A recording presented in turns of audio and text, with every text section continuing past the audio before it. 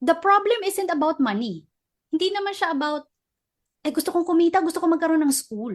Because it's a way for me to earn. That's not the problem. The problem was deep. And if you're a mom, mommy and a mom, and some of you here are parents. I'm not a parent, pero I'm taking it from the perspective of, hello, I have parents. So, di ba? Parang the problem is deep. Right. So the parents' problem was there's no school that can help my children with their needs. It's Right. kind of sasabihin mo, parang ang taas naman ng pangarap nito. But that's how parents are. 'Di ba? And that's one of the things that schools are solving for us.